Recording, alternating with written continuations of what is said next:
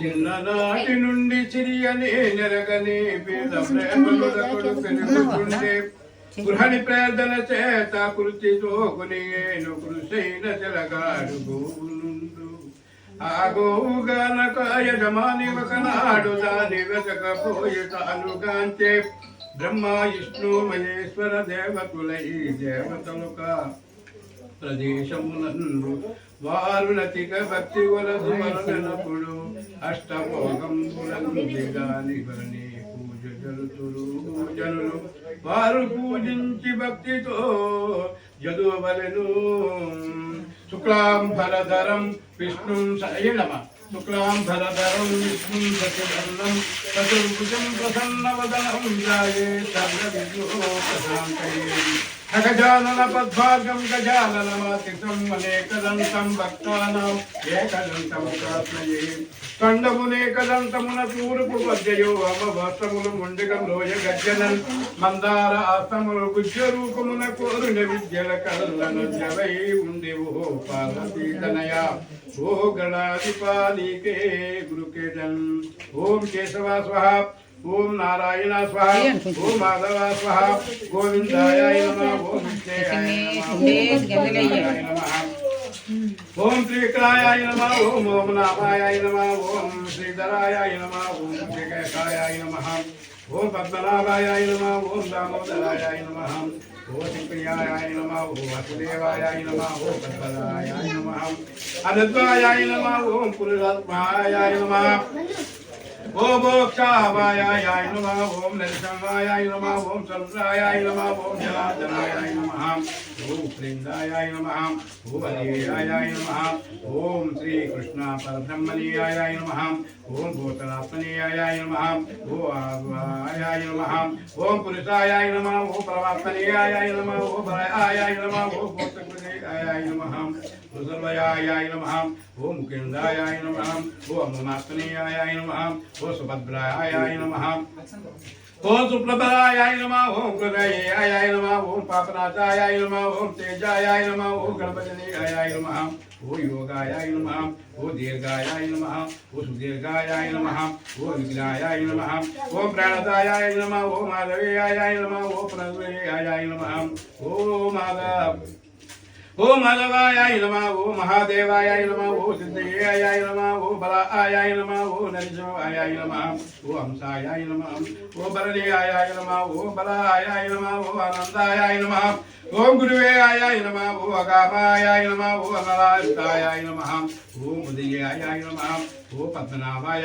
నమః ఓం సుబలాయ నమః ఓం జ్ఞానాదాయ నమః ఓం జ్ఞానిలయాయ నమః ఓం సర్వంబలయాయ నమః ఓం పావనాయ నమః ఓం ఖగాయ నమః ఓం సర్వవ్యాపినేయాయ నమః ఓం రామాయ నమః ఓం నిజయాయ నమః ఓం సూర్యాయ నమః ఓం దిన్యయాయ నమః ఓం నాదాయ నమః ఓం పవిత్రాయ నమః వనిత్మేయాయ నమః పవిత్రాయ నమః ఓ విక్రమాయ నమః ఓ కాంతాయ నమః ఓ మహేశాయ నమః ఓ దేవాయ నమః ఓ అనంతాయ నమః ఓ మధవేయాయ నమః ఓ అగ్రదాయ నమః ఓ ధరాయ నమః ఓ హంసాయ నమః ఓ వీరాయ నమః ఓ అతిదేవాయ నమః సుబలాయ నమః కారాయ నమః భాగ్యదాయ నమః ఓ ఆధారామాయ నమః ఓ ఆధారాయ నమః ఓ సురాయ నమః ఓ సౌర్యాయ నమః ఓ అనిలాయ నమః ఓ సాంబవేయాయ నమః ఓ స్మృతనేయాయ నమః ఓ తపైర్యాయ నమః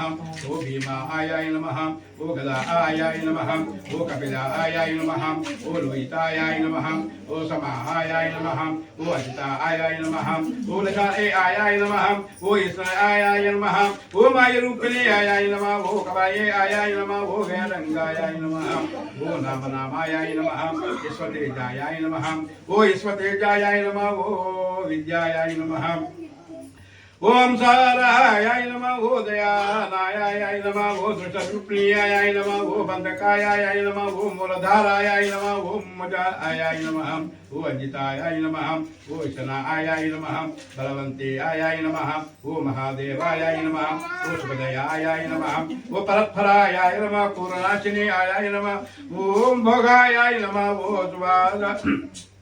ఓం శుభసంధాయాయ నమః ఓం పరక్రాయాయ నమః ఓం ప్రతీసాయాయ నమః ఓం సత్పకరాయాయ నమః ఓం దేవదేవాయ నమః ఓం వాసుదేవాయ నమః ఓం బ్రహ్మదేవాయ నమః ఓం విష్ణుయాయ నమః ఓం మహేశ్వరాయ నమః ఓం త్రిమూర్తి స్వరూపాయ నమః ఓం త్రినాథదేవాయ నమః ఓం త్రినాథదేవాయ నమః. జై బ్రహ్మ విష్ణు మహేశ్వరులకు, జై విష్ణు బ్రహ్మ మహేశ్వరులకు, జై విష్ణు బ్రహ్మ మహేశ్వరులకు. భక్తులారా, నిర్మలమైన మనసుతో వినండి. ఈ త్రినాథ చరిత్రము మాట మాట వినుటకు అమృతం వలె ఉంటుంది. శ్రీపురం అనే గ్రామమందున మధుసూదనుడనే ఒక బ్రాహ్మణుడు మిక్కిలి దరిద్రుడి యొక్క భిక్షమెత్తుకునే జీవించేవాడు. ఆ బ్రాహ్మణులకు ఒక కుమారుడు జన్మించినాడు. తల్లికి పాలు లేనందున పిల్లవాడు ఎలాగన బ్రతుకగలడు. పాలు సాలనందున ఆ బాలుని శరీరము దినదినములకు కృషించుతున్నది. ఆ బాలుడు చిక్కుపోవచ్చున్నందున ఆ భార్యమణి బ్రాహ్మణుని భార్య తిరుమడితో ఏమని ఇట్లు పలుకుతున్నది. అయ్యా, నేను చెప్పిన మాట శ్రద్ధతో వినండి. మన పిల్లవానికి పాలు నిమిత్తము గల పాలు గల ఆవును ఒకటి తీసుకుని రమ్మని చెప్పింది. ఆ మాట విని భర్త ఏమని చెప్తున్నాడంటే, ఓ శ్రీరత్నమా, నీకు వెర్రి పట్టినదా? మనం చూడగా అక్కడ బీదవారము పాలు ఇచ్చే ఆవు ఎలాగన దొరుకుతుంది. మన వద్దను ధనరత్నములు లేవు. నేను లోకములో ఎలాగన గణ్యత పొందుతాను. ఎవరికైతే ధన సంపదలు కలుగునో వారికి లోకమంతా మర్యాదలు చేస్తారు. మన వంటి వారికి అటువంటి వారికి లోకమంతా భయపడతారు. మన వంటి ఈ బీద వారికి ఎవరు చూస్తారు అని బ్రాహ్మణుడు అని. ఈ బ్రాహ్మణుడు చెప్పాను, భార్య మిక్కని దుఃఖం తులాలై, ఓ బ్రహ్మదేవుడా, నీవు మా వంటి ఈ బీద ఇంటిలో ఈ బిడ్డకు ఎందుకు పుట్టించినావు? ఏమిటి నీ బిడ్డ బ్రతుకుతాది? ఈ శిక్ష నాకు చుట్టుకుంటుందని దుఃఖించుతుండగా పిల్లవాని గోస చూసి ఏమి తోయక ఆ బ్రాహ్మణుడు చింతాకాంతుడై విచారించి తన ఇంటిలో ఉండవలసిన కమ్మండల చిల్లర సామానుడు సంతలో అమ్మివేసి ఆ అమ్మిన సొమ్ము 5 రూపాయలు జాగ్రత్తగా పట్టుకుని వెళ్లి భార్యా చేతిలో పెట్టగా ఆమె ఆ సొమ్ము చూసి సంతోషించి తిరుమడిని చూసి, అయ్యా, ఈ సొమ్ము తీసుకుని వెళ్లి పాలు ఇచ్చి ఆవును తీసుకుని రమ్మని చెప్పింది. జై బ్రహ్మ విష్ణు మహేశ్వరులకు, జై విష్ణు బ్రహ్మ మహేశ్వరులకు. అయ్యా, ఈ సొమ్ము తీసుకుని వెళ్లి పాలు ఇచ్చి ఆవును ఒకటి తీసుకుని రమ్మని చెప్పింది. ఇట్లు భార్య చెప్పిన మాట ప్రకారం ఆ బ్రాహ్మణుడు ఆ 5 రూపాయలు పట్టుకుని గ్రామాలకు తిరిగింది. ఇట్లు తిరుగుతూ ఎంత భాగ్యవంతుడిగా సాగుకారుండే గ్రామానికి చేరుకున్నాడు. అతనికి ధనధాన్యములు పరిపూర్ణంతో కుబేరులతో సాగుకారున్నాడు, సమానముగా ఉన్నాడు. అతని ఆవులలో పాలతో సారలో నిండి ఉన్నది, దైవఘటం మాత్రం వేరై ఉన్నది. అతని ఆవులలోన బోధ అనే ఆవు ఒకటి ఉన్నది. అది మిక్కిలి దుష్టబుద్ధి గలది. పైకి మేతకు వెళ్లేటప్పుడు పొరడు వ్యవసాయముల్లో సొలబడి తినివేస్తుంది. ఒక దినము ఆ సాగుకారి చూస్తుండగానే పేదవారి పొలముల్లోనికి పడి చొరబడి పండిన పంటలను తిరివేస్తుంది. అది చూసి సాగుకారికి అతి కోపంతో ఇంకా దీని ముఖము చూడకూడదు, ఇంకా దీని ముఖము చూడకూడదు, అవును, ఇప్పుడే అమ్మివేస్తాను. ఇది 50 రూపాయలు ఖరీదు గల ఆవు అయినప్పటికైనా 5 రూపాయలకు ఇచ్చివేస్తాననేసరికి ఆ 5 రూపాయలు నేను ఇచ్చివేస్తాను, ఆవును దూడను 2ను ఇప్పించండి అని ఆ బ్రాహ్మణుడు పలికింది. ఆ 5 రూపాయలు నేను ఇచ్చివేస్తాను, ఆ ఆవును దూడను నాకు ఇమ్మని అనగా ఓ బ్రాహ్మణుడా, నీకు వెర్రి పట్టినదా అని సాగుకారి అని. అంతటా బ్రాహ్మణుడు, మీరు సాగుకారులై ఉన్నారు, మీ మాట మీరు నిలుపుకోండి, మాట తప్పితే మీరు అసత్యవంతులు అవుతారన్నాడు. ఆ బ్రాహ్మణుడు అన్న మాటను సాగుకారి విని తన మదిలో విచారించి తెలియక అనివేశాను, ఈ బ్రాహ్మణుడు ఎక్కడి నుండి వింటూ ఉన్నాడు, ఈ ఆవును అతనికి ఇవ్వని ఎడల నాకు అసత్యం ప్రాప్తిస్తుందని కదా అని బాగా ఆ బ్రాహ్మణుడు ఆలోచించి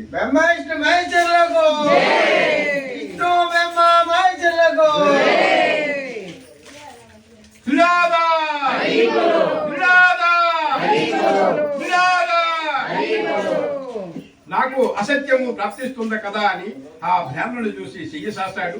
వెంటనే సొమ్ము పుచ్చుకొని ఆవును దూడను ఆ బ్రాహ్మణులకు ఆ సాగుకారి ఇచ్చివేయగా ఆ ఆవును దూడను తోలుకుని అచ్చటి నుండి బయలుదేరి తన ఇంటికి వచ్చివేశాడు.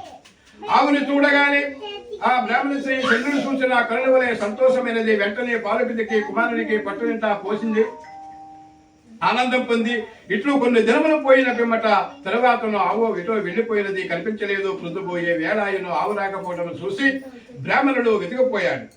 వీధి సమీపంలో ఉన్న వ్యవసాయ పొలంలోనికి వెళ్లి చూశాడు. ఆవు కనిపించలేదు. తెల్లవారిగానే నిద్ర మేలుకొని ఆవును వెతుకుటకై బయలుదేరి కొంచెము దూరము నడిచి వెళ్లి తోటలో ఒక మర్రి చెట్టును చూశాడు. అది ఒక గొప్ప మర్రి చెట్టు. పైన 3 మనుషులు కూర్చుని ఉన్నారు. వారు ఎవరనగా వారే బ్రహ్మ విష్ణు మహేశ్వరుడు. వారే త్రిమూర్తులు. అటువంటి చెట్టు కిందను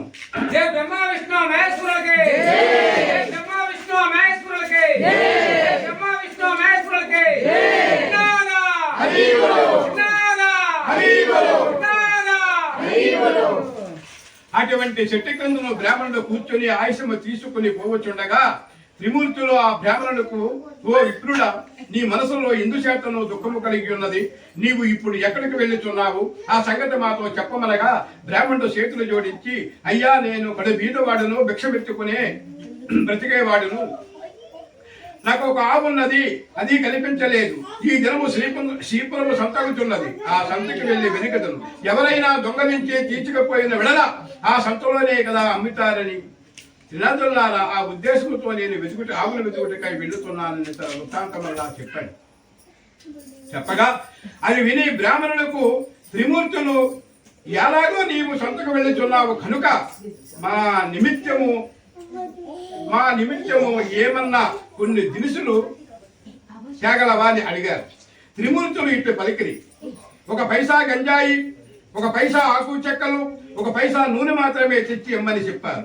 ఆ మాటలు విప్రుడు విని బ్రాహ్మణుడు ఏమని చెప్పుతున్నాడంటే, త్రినాథులారా, నాకు పైసలు ఎక్కడ దొరుకును? నేను పేదవాడును కదా, భిక్షమెత్తుకుని జీవించుచున్నాను కదా అనగా త్రిమూర్తులు ఏమని చెప్పుతున్నారంటే, ఓ బ్రాహ్మణుడా, విను, అది ఒకటి చూడుము, రెల్ల పొద ఒకటి కనిపించుతున్నది కదా, దాని మొదట 3 పైసలు ఉన్నది.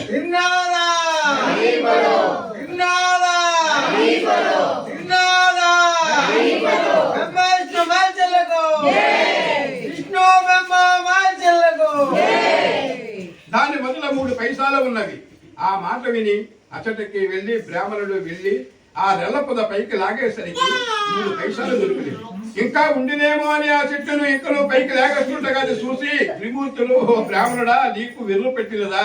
అందులో పైసలు లేవు, ఎంత దొరికినవే అంతే అన్నారు. అందులకు అని అన్నారు. ఆ మాటలు బ్రాహ్మణుడు విని అచ్చటి నుండి కొంత దూరం వెళ్ళిపోయాడు. కొంత దూరం వెళ్ళి తిరిగి ఆ చెట్టు క్రిందకి నిలిచి చేతులు జోడించగా త్రిమూర్తులు ఇట్లు పలుకుతున్నారు, ఓ విప్రుడా, ఇంత దూరం వెళ్ళి తిరిగి ఎందుకు వచ్చినావనగా, అయ్యా, మీరు తెమ్మన్న వస్తువులు నేను ఎలాగూ తెస్తానని ప్రశ్నించగా ఈ పై మీద గావంచాలో తెమ్మని త్రినాథులు అన్నారు. అందులక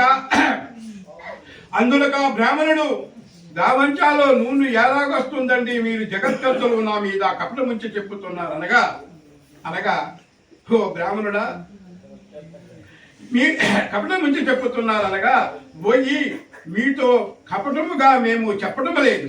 మమ్మును తలుసుకుని నూనె గావంచాలో పోసుకుని తీసుకుని రమ్మని చెప్పగా ఆ బ్రాహ్మణుడు శ్రీపురము సంతకు ప్రవేశించాడు. వెళ్ళి చూడగా తన ఆవు కనిపించలేదు. ఆకులు, చెక్కలు, గంజాయి తీసుకుని నూనె కోసము బజారు వెళ్లి ఒక చెలకల వాడికి 1 పైసా నూనె ఈ గావంచాలు పొయ్యమన్నాడు. జై బ్రహ్మ విష్ణు మహేశ్వరులకు, జై విష్ణు బ్రహ్మ మహేశ్వరులకు. 1 పైసా నూనె ఈ గావంచాలు పొయ్యమన్నాడు. అందుకు తెలకలవాడు ఆశ్చర్యపడి, ఈ బ్రాహ్మణుడు గావంచాలో పొయ్యమంటున్నాడు, పిచ్చివాడు కాబోలని నూనె లేదని చెప్పేశాడు. అక్కడి నుండి వెళ్ళి ఒక ముసలి తెలకలవానికి నూనె అడిగినాడు. అంతటా ముసలి తెలకలవాడు గిరిబట్టుడు నూనె ఎంత కావాలని అడగగా 1 పైసా నూనె మాత్రమే ఇమ్మని బ్రాహ్మణుడు గావంచా చూపాడు. ఈ గావంచా చూపగా తెలకలవాడు, ఈ తెలకల బాపనయ్య విధానం వాడని బాగా ఆలోచించి, మోసము చేసి పైసలు తీసుకుంటానని బాగా ఆలోచించి కొలత పాత్ర తిరగవేసి నూనె కొలిసి ఇచ్చాడు. విప్రుడు గావంచ కులశంగలోనే పట్టుకుని అతడు నుండి వెళ్ళిపోయాడు.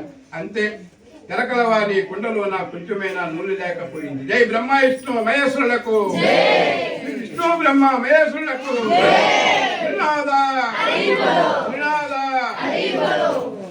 కులశంగలోన పట్టుకుని అటు వెళ్ళిపోయాడు. అంతే, తెరకల వారి కుండలోని చూడగా కొంచెమైన నూనె లేకపోయింది. తెరకలవాడు పోయింది. అది చూసి తెరకలవాడు మోసైపోయి తెరకల వాళ్ళందరూ పక్కనున్న తెరకల వాళ్ళందరూ పరిగెత్తుకుని వచ్చి ఈ ముసలవానికి ముఖం పైన నీళ్లు జల్లి సంధించి కూర్చుండబెట్టారు. ఏమి చెప్పుదాము, ఎక్కడి నుండో ఒక బ్రాహ్మణుడు వచ్చి గిరిమట్టుడ నూనె కొన్నాడు, ఇప్పుడే వెళ్ళిపోయాడు. కుండలో చూడగా కొంచెమైనా నూనె లేదని చెప్పుతున్నారు. చెప్పగా అందరూ విచారించారు. విప్రుడు మా వద్దకు కూడా వచ్చి సమురు అడిగాడు, లేదనగా వెళ్ళిపోయాడు. అలాగనుకుని అందరూ పరిగెత్తుకుని వెళ్ళి ఆ విప్రుని వద్దకు వెళ్ళి ఇలా చెప్పుతున్నారు. ఓ విప్రుడా, నూనె కొన్నావు కదా, అది తక్కువగా ఉన్నది, మేము పూర్తిగా విచ్చివేస్తాము, పట్టుకుని వెళ్ళిపోయి అన్నారు. మళ్ళీ విప్రుడు తిరిగి సంతకు వెళ్ళాడు. ఈసారి తెచ్చిన ఆ దృప్తిలో నా సమురు పోసినాడు కదా, సమురు ఇప్పుడు ఆ దృప్తి పూర్తయిపోయినది.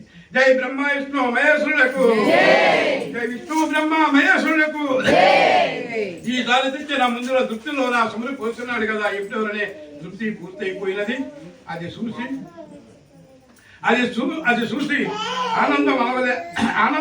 ఆనందం చెప్పనలవలేకపోయింది. ఎప్పుడు ఆనందము చెప్పనలవలేకపోయింది. విప్రుడు గావంచంలో సమురు ఉంచినాడు. అది పట్టుకుని విప్రుడు వెడలిపోయాడు. త్రినాథుల వారికి వారు పైసా సామానులు వారికి ఇచ్చి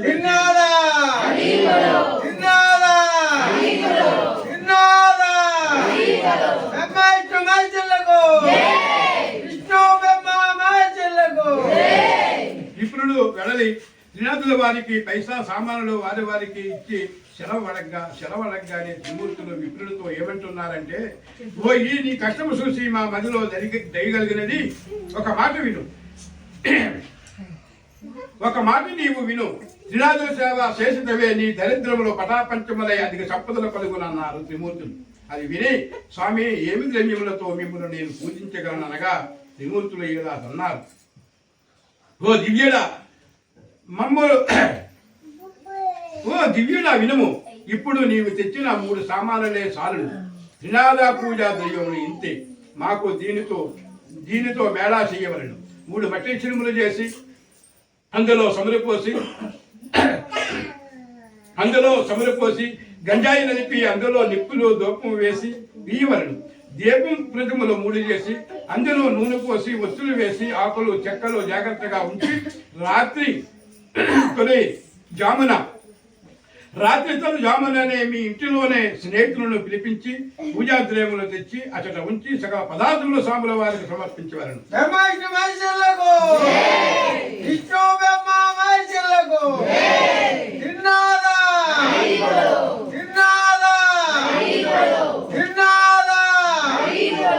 సకల పదార్థములు స్వాముల వారికి సమర్పించవలను. అలాగని చేసిన సకల పాపములు హరించన్నారు. అది విని దివ్యుడు పూజ చేయటకు విప్రుడాయను.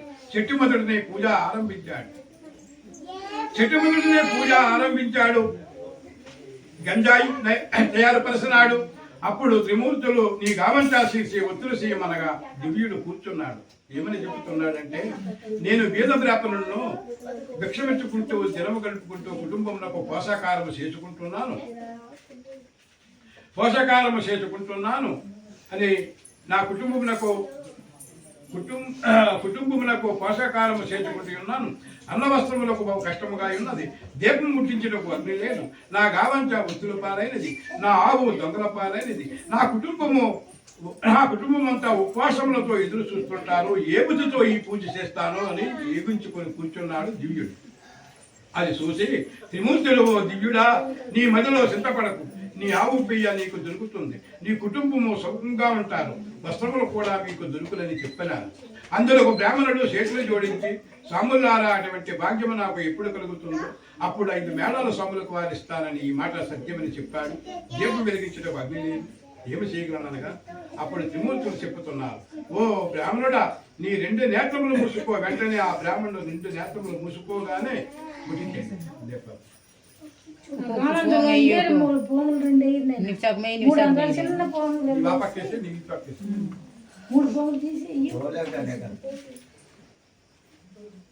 చిన్న చిన్న నేపథ్యానికి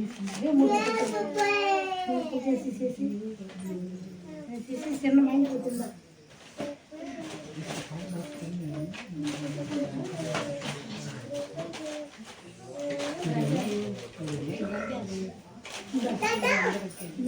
కొంచెం कितना इतना लेकर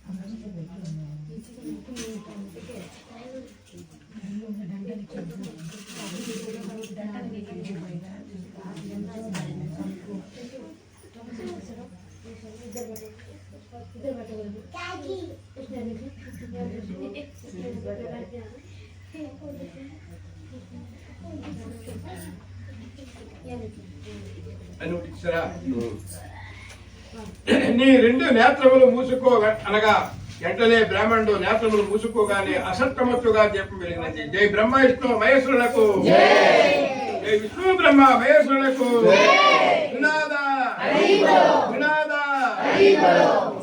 అసత్మత్తుగా దీపం వెలిగినది. అది చూసి బ్రాహ్మణుడు ఆనందించి సాముల వారికి మేళా సమర్పించి మేళా ఇచ్చివేసి ఆనందంతో బ్రాహ్మణుడు చేతులు జోడించి సాష్టంగా దండ ప్రమండములు చేశాడు. శ్రీనాథవంతుడు సెలవుపుంజకులు కొంచెం దూరం నడిసే వెళ్ళ చూడగా శ్రావణమును తన ఆవును దూడను చూశాడు. తన ఆవును దూడను చూసి సంతోషించి త్రినాథుల వారు నా యందు నా దయవుంచి ఆవును దూడను తెచ్చి నాకు ఇచ్చారు. వారి పూజ నేను బాగానే చేతులను భావించుకుని ఆవును దూడను తోలుకుని ఇంటికి చేరుకున్నాడు. చూడగా తన ఇంటిలో సిరి సంపదలు పరిపూర్ణముగా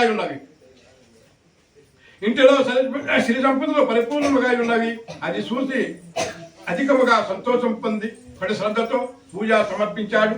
చేయవలసిన కార్యకలాపాలు అందరికీ వివరంగా తెలియజేశాడు. తన స్నేహితులను పిలిపించి పూర్వం వల్లే మేళా సమర్పించాడు. మేళా చేయవలసిన పద్ధతి అందరికీ చక్కగా వివరంగా చెప్పాడు. అందరూ ఒప్పుకున్నారు. ఆ రాజ్యములో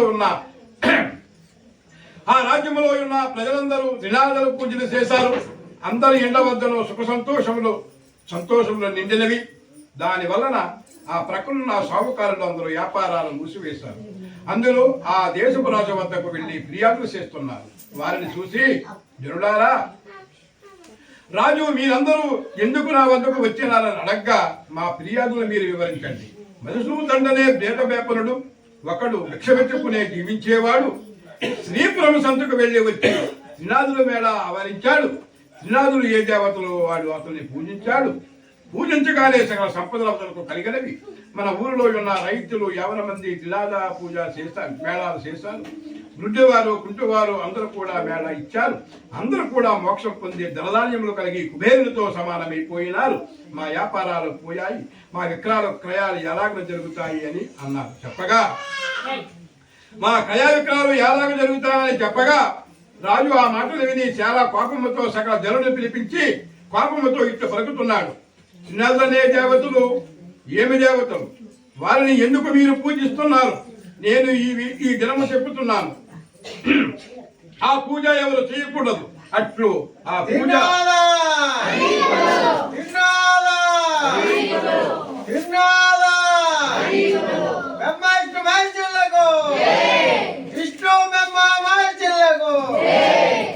నేను చెప్తున్నాను, ఆ ఆ పూజ ఎవరు చేయకూడదు.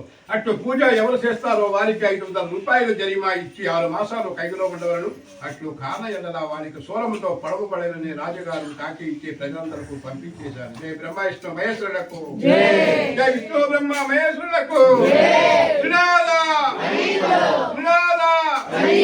అందరికీ రాజుగారు ప్రజలందరికీ తాకి ఇచ్చి పంపించేశాడు. ఈ సంగతి ప్రజల వారికి తెలిసి రాజుగారు కుమారునికు దండన విధించారు. దాని ఫలితమైన రాజకుమారుడు చనిపోయినాడు. నగరంలో ఏడుపు భాష వినిపిస్తున్నది. ప్రజలందరూ రాజు వద్దకు పరిగెత్తుకుని వచ్చి రాజు దైవయోగం తప్పడం వలన తన కుమారుడు చనిపోయినాడని అనుకుంటున్నారు. కుమారుల ముఖం చూసుకుని రాజు ఏడుస్తుండగా తల్లి బాంధవులు మొదలైనందరూ ఏడుస్తున్నారు. దహనం చెయ్యుటకు స్వర్ణభద్ర తీరమునకు ఆ శవానికి ఉంచారు. దినాల వారికి దయగలిగి ఈ రాజకుమారులను మనం బ్రతికించడమా మన పేరు ప్రఖ్యాతులు బాగా కలుగునని భావించి ఆలోచించి ఆ బ్రాహ్మణుల రూపముతో ఆ శ్మశాన వద్దకు వచ్చారు. రాజుగారు సమునులు మనుషులందరూ వీరందరూ ఈ నది తీరమున ఎందుకు కూర్చొని ఉన్నారు, విచారించుకొని ఎందుకు కూర్చొని ఉన్నారు, ఈ పిల్లవాడు ఎందుకు పడుకుని ఉన్నాడు, ఇతర శరీరములో శరణం అనేదే అడగగా అంతా వినాదులతో ఇలా చెప్పుతున్నారు. మీతో మేము ఏమి చెప్పగలం? రాజకుమారుడు చనిపోయినాడు. ఆ రాజు ఏమి దోషం చేస్తున్నో కానీ అతడు చనిపోయినాడు అనగా ఈ కుర్రవాడు చనిపోలేదు. త్రినాదుల వారికి అపరాధం చేసినందువలన ఈ సాగు కలిగినది. ఇప్పుడు మీరందరూ త్రినాదుల వారికి భజించినట్లయినా ఈ బాలుడు లేచి కూర్చుంటాడు. మేళాయించుటకు ఒప్పుకున్న ఈ రాజకుమారుడు లేచి కూర్చుంటాడు. లేచి బ్రతికి కూర్చుంటాడని చెప్పారు. చెప్పి ఆ త్రిమూర్తులు అక్కడ నుండి అదృష్టులయ్యారు. అందరూ వారి నోటంట వెడల అందరూ వారు మాటలు విని త్రినాథ స్వాముల వారికి పేర్లు ఆ రాజుగారి తనయుల్లో చెవుల్లోని చెప్పుతున్నారు.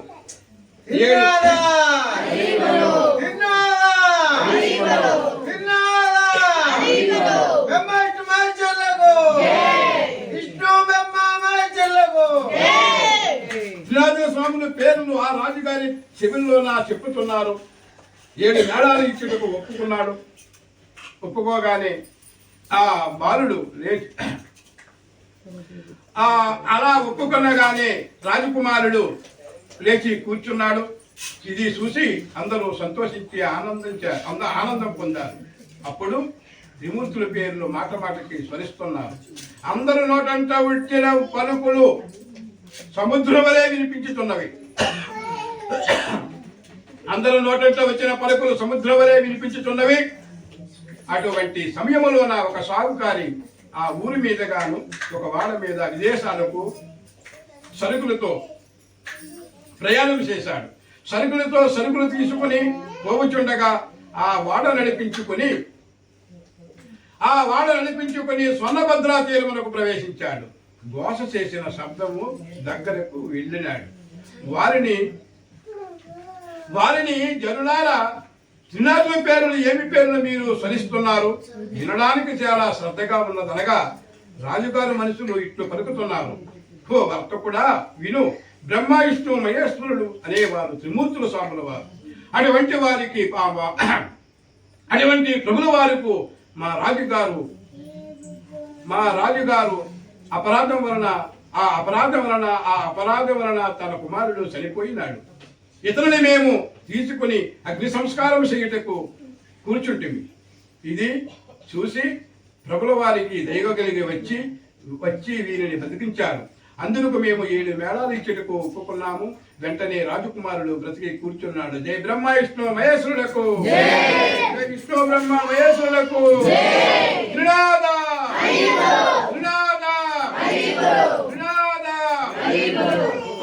ఒప్పుకుని వెంటనే రాజకుమారుడు లేచి కూర్చున్నాడు. ఈ విధముగా చెప్పగా విని సాగుకారి మధ్యలో సంతోషించి అటువంటి ప్రభులు ఎక్కడ ఉన్నారు? చనిపోయిన రాజకుమారుని బ్రతికి కూర్చుండబెట్టారు. నా వాడలు వడ్డిన అడ్డుకుని ఉన్నవి. నేను ఈ వాడల పైన వెళ్ళి ఇంటికి చేరుకుంటాను. నాకు ఏ కష్టము నాకు వ్యాపారములో నష్టము రాకపోయినట్లయినా ప్రభుల వారికి 5 మేళాలు ఇస్తాను. ఇట్లు మదిలో సంకల్పము చేసుకుని వాడపైన కూర్చుని నడిపించుకొని వెళ్ళిపోయాడు. 5 దేశం వెళ్ళి అతడు గొప్ప లాభం పొందాడు. తిరిగి వచ్చి నడివట్టిన లంగాలు వేయించి ఇంటికి వెళ్ళిపోయాడు. తన నౌకరులు వాడలో ఉన్న ధనము మోసుకుని పోయారు.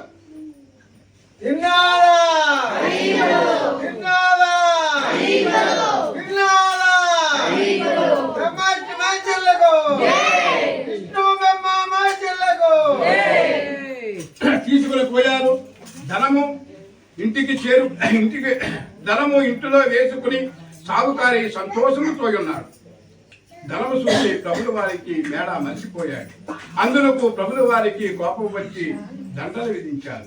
వాడ నీటిలోనే మునిగిపోయినది, నౌకరులు నీటిలోనే మునిగిపోయారు. అది తెలిసి అతడు భూమిపైన కూలి గోస పెట్టుతున్నాడు. మరి కొంతసేపటికి తెలివి తెచ్చుకుని ఏడుస్తుండగా ఆకాశం నుండి త్రిమూర్తులు, నీవు మాకు మేళ ఇచ్చినావు కావు, అందుచేతను నీ వాడ మునిగిపోయినది. నీవు 5 మేళాలు సమర్పించినట్లయితే నీ వాడ నీకు ప్రాప్తిస్తుందని సెలవిచ్చారు త్రిమూర్తులు. ఇది విని సాగుకారి మధ్యలో ఈసారి దుఃఖించి, ముందు నేను సంకల్పము చేసుకుంటుని ప్రభుల వారి మహిమ నేను మర్చిపోతుంది. ఇప్పుడు త్రినదుల వారికి 5 మేళా ఇస్తాను మధ్యలో నిశ్చయించి మేళాకు కావలసిన సామాన్లు తెప్పించి స్నేహితులను రప్పించి ప్రభుల వారికి మేళ సమర్పించి ప్రార్థించాడు. జయ బ్రహ్మ విష్ణు మహేశ్వరులకు, జయ విష్ణు బ్రహ్మ మహేశ్వరులకు.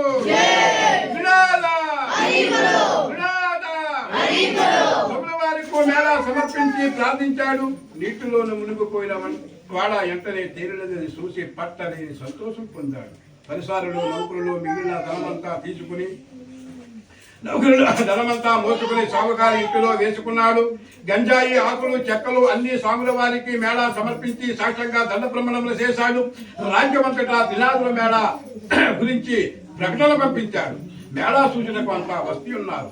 ఇట్టి శిస్తులో ఒక గుడ్డివాడు ఒక చొట్టవాడు పోయే ట్రావెల్లోన, అన్నా మీరెవరు, మీ పేరేమిటి, మీది ఎక్కడికి వెళుతున్నారు అనగా, నేను మేళా సూచనకు వెళుతున్నానని అన్నాడు. విప్రుడు, నాకు కన్నులు కనరావు, మీరంతా నేత్రములతో చూస్తున్నారు, నేను దేనితో చూస్తాను అనగా, గుడ్డవాడా త్రినాద స్వాముల వారికి భజించము, నీ కళ్ళు బాగుగా కనబడును, ప్రభుల వారికి మహిమ చూడవచ్చును అని చెప్పగా అంతటా మేళ వారంతా ఇలా అనుకుని వారంతా వెళ్ళిపోతున్నారు.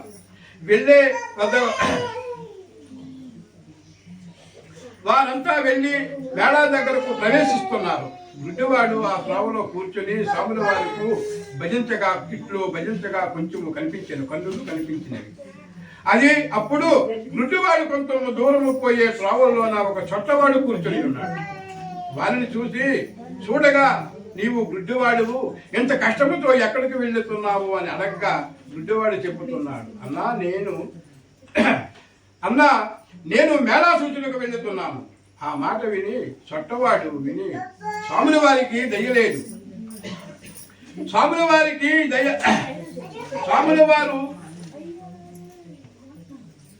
నాకు దయలేదు. చేతులు కాళ్ళు రెండును చొట్ట నడవలేను. నీకు కాళ్ళున్నవు కనుక దేకులు పోనైనా వెళ్ళగలవు. గుడ్డివాడు చెప్పుతున్నాడు, నీవు త్రినాదుల వారికి భజించినట్లయినా నీ చేతులు కాళ్ళు బాగా క్షణములో ఇద్దరము కలిసి మేళా వద్దకు వెళ్ళిపోతామని. నేను కేవలము గుడ్డివాడును, ఏ మాత్రము కన్నులు కల్పించకుండేను. త్రినాదుల వారికి భజించాను కనుక కొంచెము కల్పించినవి. అందులకు నీవు కూడాను స్వాముల వారికి భజించినట్లయినా నీ బాధ నివారణ చేస్తానని చెప్పగా, అప్పుడు చొట్టవాడు త్రినాద అని భజించాడు. గుడ్డివాడు, అన్నా నీకు కాళ్ళున్నవు కనుక నడువగలవు, నేను ఎలాగ నడువగలను, నన్ను నీ భుజం పైన కూర్చుండబెట్టుకుని మెల్లమెల్లగా నడిచి వెళ్ళము, నేను నీకు త్రోవ చూపిస్తుంటాను, నిశ్చితముగా ఇద్దరము మేళాకు చేరుకుంటాము అని చొట్టవాడు చెప్పాను. అప్పుడు అది విని అతను మాట విని గుడ్డివాడు చొట్టవానికి భుజం పైన కూర్చుండబెట్టుకుని మెల్లమెల్లగా నడిచిపోవచ్చుండగా గుడ్డివాడు చెబుతున్నాడు, నేస్తము విను, నా నేత్రములు నిర్మలముగానే కనిపిస్తున్నవి. నిర్మలముగానే కనిపిస్తున్నామని అనగా చొట్టవాడు అయ్యా నేను ఇప్పుడు నడుపుగలను. ఈ విధముగా గుడ్డివాడు చొట్టవాడు కలిసి నినాద మేళకు చేరుకున్నారు, ప్రవేశించారు. జై బ్రహ్మ విష్ణు మహేశ్వరులకు, జై విష్ణు బ్రహ్మ మహేశ్వరులకు. నినాద నినాద నినాద. ఈ విధముగా చొట్టవాడు గుడ్డివాడు కలిసి నినాద మేళకు ప్రవేశించారు. ఆ మేళా స్థలము వద్దకు నిత్యము ఒక వైష్ణవుడు వస్తుండేవాడు. అతడు నినాద మేళ చెల్లకుండగానే ఇంటికి వెళ్ళిపోవచ్చుండేవాడు. అతను చూసి ఈ పొద్దు మన స్థలం ఎందుకు కూర్చోబెట్టవద్దని అందరూ అనుకున్నారు. అనుకుని మేళా చెల్లకుండగా మేళా చేయవారులందరూ వైష్ణవుని చూసి మేళా చెల్లకుండగా నీవు ఇంటికి వెళుతున్నావు కాబట్టి నిన్ను ఈ జనము నుండి మేళా వద్దకు రాకుండా ఆపు చేయడమైనది అని అన్నారు, చెప్పారు. వైష్ణవుడు ఏమంటున్నాడంటే, వైష్ణవుడు ఏమంటున్నాడనగా నాయనులారా నా అపరాధం క్షమించండి, ఇక నుండి మేళా కాకుండా నేను వెళ్ళను. నిజముగా చెప్పుతున్నాను. నా గురువు గారు ఇచ్చటకు వచ్చినా విడిచి వెళ్ళను.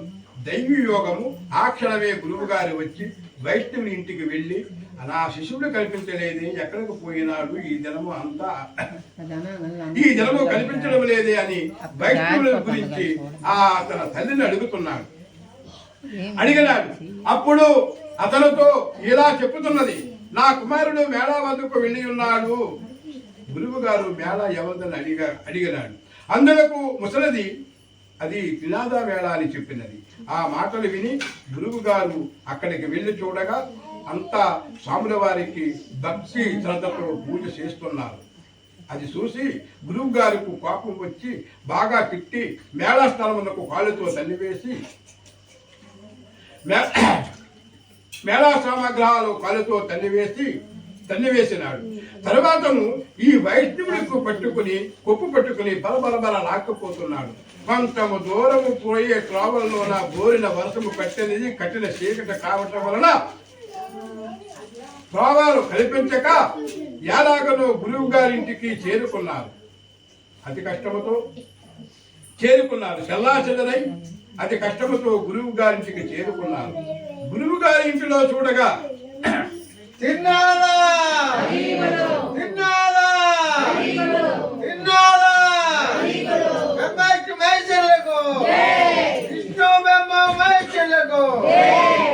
గురువు గారి ఇంటిలో చూడగా అతని తల్లి గణపడ వద్ద కూర్చొని ఏడుస్తున్నది. ఆశ్చర్యపడి లోపలికి వెళ్ళేసరికి అతని భార్యా కుమారుడు ఇద్దరు చచ్చిపడి ఉన్నారు. వారిని చూసి గురువు గారు మార్చిపోయారు.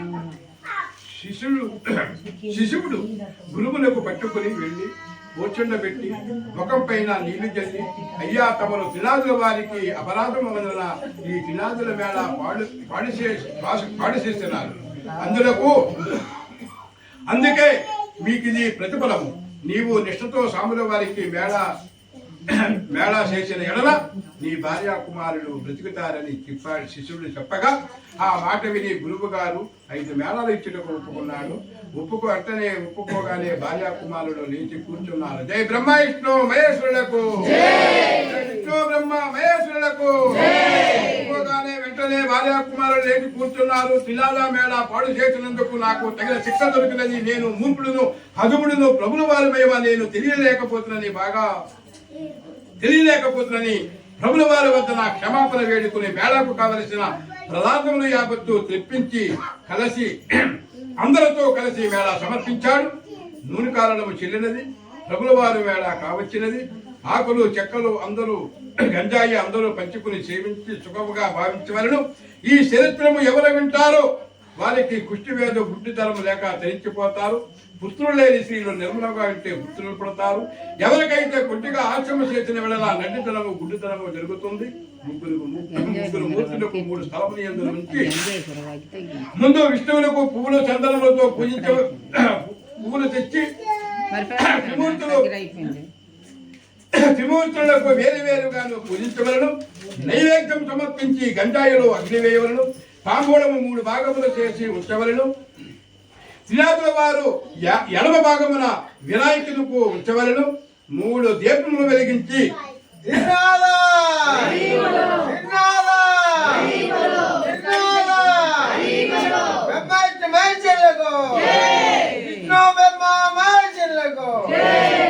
త్రినాథుల వారు ఎడమ భాగమున వినాయకుని ఉంచవలను 3 దీపములు వెలిగించి త్రినాథుల సాములారా దయచేయండి అందరూ అనవలను. అంతా సమర్పించి త్రినాథుల వారు హారముల పైన పడవలను. అందరూ నిర్మలమైన మనసుతో కూర్చునే కథ వినవలను. ప్రసాదము అందరూ పంచుకొని సేవించవలను. ఈ విధముగా త్రినాథులను పూజించి ధరించి ధరించండి ఈ కథను సీతాదాసు చెప్పి ఉన్నారు. జై బ్రహ్మ విష్ణు మహేశ్వరులకు, విష్ణు బ్రహ్మ మహేశ్వరులకు, జై బ్రహ్మ విష్ణు మహేశ్వరులకు.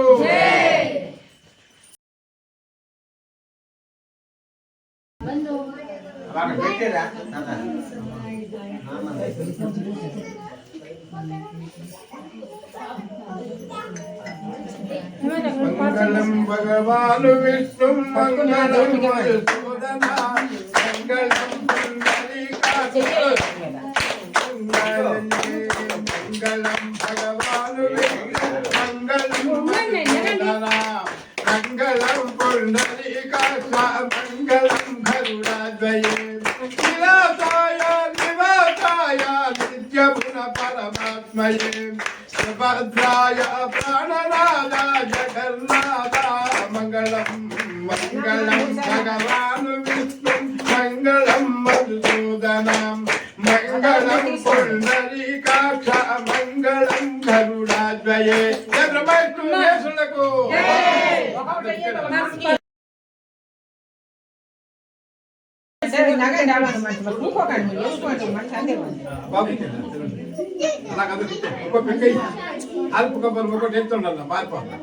తెచ్చావా